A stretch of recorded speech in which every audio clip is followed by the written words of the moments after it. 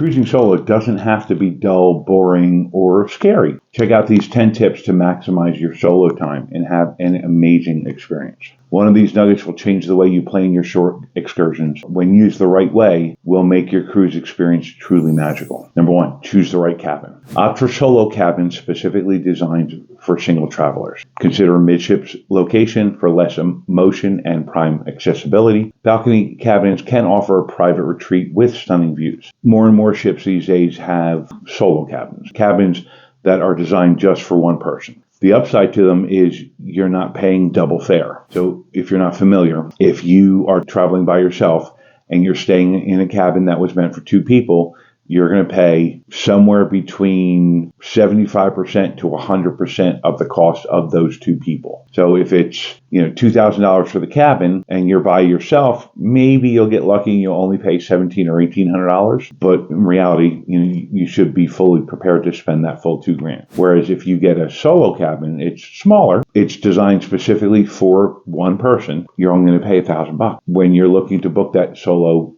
cruise, look for solo cabins, obviously. Number 2, join onboard meetups and social events. There are mixers and events, for solo travelers organized by the cruise line, so you can get to meet the other people that are traveling solo if you want to. You don't have to. None of this stuff is mandatory. There participate in group activities like trivia, games, dance classes. There's a lot of things on board that are designed for solo travelers, more and more every year. So don't be afraid to sign up for them. Use various social apps and onboard messaging if you want to connect with other travelers. And number 3, take advantage of dining options. Enjoy the freedom to eat when and where you want.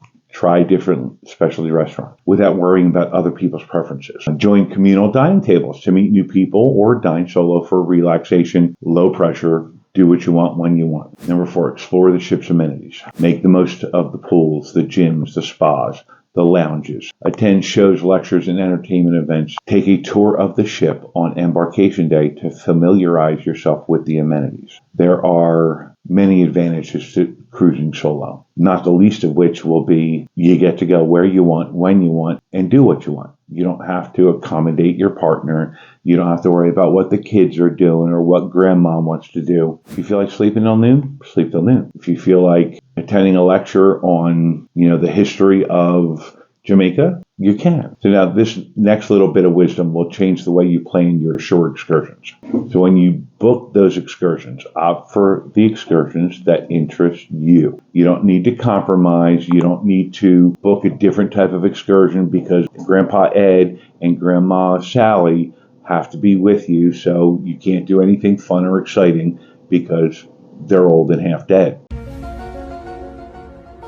Look for small group or solo-friendly tours with a personalized experience. Consider private guides to explore destinations at your own pace. Take advantage of solo activities. Join classes or workshops like cooking, art, fitness. Spend quiet time enjoying a good book or a spa day. Explore the onboard libraries, the observatories, the lounges. You get to do what you want, the way you want, in the time that you want. There couldn't be any more freedom than that. Plan your day around quiet times. Visit popular spots early in the morning or late at night to avoid the crowds. Because you can. You don't have to worry about how to occupy little Jimmy or little Mary Lou. It's just you. You can do what you want. Take advantage of the less busy hours in the pool, in the gym. Enjoy those peaceful moments watching the sunrise or the sunset. This next tip, if used appropriately, will take that magical cruise to a whole new level of fun. Engage with the crew members. Strike up conversations with the crew for insider tips and recommendations. You like your room steward, have a conversation with them. You're sitting in a bar, chat up the bartender. Not for any other reason than